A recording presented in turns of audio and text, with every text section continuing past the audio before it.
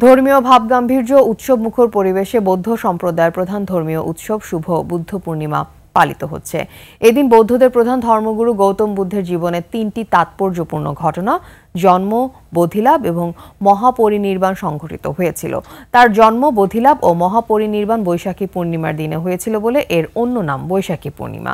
এদিনকে ঘিরে বৌদ্ধ সম্প্রদায় ধর্মীয় বিভিন্ন অনুষ্ঠানের আয়োজন করে। সকালে বাসাবো বৌদ্ধ মন্দির থেকে শোভাযাত্রা আয়োজন করা হয়। মন্দিরে প্রার্থনা ও আনুষ্ঠানিকতা চলছে। জগতের সকল প্রাণী সুখী হোক, এই অহিংস বাণী চারিদিকে ছড়িয়ে পড়ুক, এই কামনা করছেন বৌদ্ধ ধর্মাবলম্বীরা। লিলি হালাল বিউটি সোপ, বিএসটিআই কর্তৃক সনদপ্রাপ্ত দেশের প্রথম হালাল বিউটি সোপ। দীপ্তিময় উজ্জ্বল ত্বকের জন্য। দর্শক, বাসাবোর বৌদ্ধ মন্দিরে আছেন সহকর্মী মানিক শিকদার, সরাসরি যুক্ত হচ্ছে তার সাথে। মানিক, আশা করি শুনতে পাচ্ছেন। বুদ্ধ পূর্ণিমার আয়োজন কেমন দেখছেন, এই মুহূর্তের খবর আমাদেরকে জানান।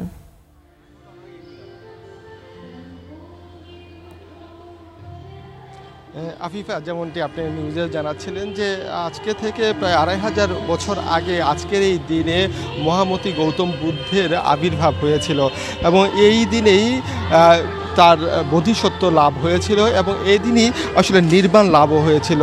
সেই হিসেবে আজকের এই বৌদ্ধ পূর্ণিমাকে উপলক্ষ করে ব্যাপক আয়োজন চলছে। বিশেষ করে বাংলাদেশে বৌদ্ধ ধর্মাবলম্বী যারা আছেন তারা প্রতিটা মন্দিরে, বৌদ্ধ মন্দিরে যাচ্ছেন এবং সেখানে যে ধরনের ধর্মীয় আচার আনুষ্ঠানিকতা সেগুলো আসলে পালন করছেন। বিশেষ করে এখানে আমরা দেখেছি বাসাবো মন্দির এলাকায় সকালে একটি শোভাযাত্রা হয়েছে এবং শোভাযাত্রার পরে এখানে বৌদ্ধ ধর্মাবলম্বী যারা আছেন তারা এখানে এসে মন্দিরে নানা রকম প্রসাদ দেয়া, সেখানে মোমবাতি প্রজ্বলন থেকে শুরু করে যে ধরনের ধর্মীয় আচার আনুষ্ঠানিকতা আছে, প্রার্থনার যে বিষয়গুলো আছে সেইগুলো পালন করা হচ্ছে। এছাড়া আমরা যদি বলি যে বাসাবো বৌদ্ধ মন্দিরের পাশাপাশি বাংলাদেশের বিশেষ করে ঢাকার অন্যান্য যে বৌদ্ধ মন্দিরগুলোতে আছে সেগুলোতে উৎসব মুখর একটা পরিবেশের মধ্য দিয়ে পালিত হচ্ছে এই আজকের বৌদ্ধ পূর্ণিমা। এবং সেই সাথে আমরা মেরুল বাড্ডা এলাকায়ও আমরা খবর নিয়েছি এবং সেখানেও কিন্তু বেশ উৎসব মুখর পরিবেশে চলছে এই আয়োজন।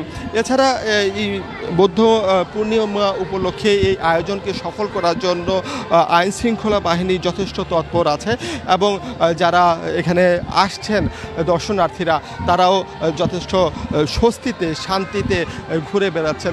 সবারই আসলে একটি চাওয়া যে গৌতম বুদ্ধ যে অহিংসার কথা বলেছেন এবং জগতের সকল প্রাণী সুখী হোক যে বাণী তার ছড়িয়েছেন সেই বাণী ছড়িয়ে পড়ুক। চলমান যে যুদ্ধ বিগ্রহ চলছে সারা বিশ্বের বিভিন্ন এলাকায় সেগুলো যেন আর না থাকে, এটাই প্রত্যাশা করছেন এখানে আসা ধর্মাবলম্বীরা।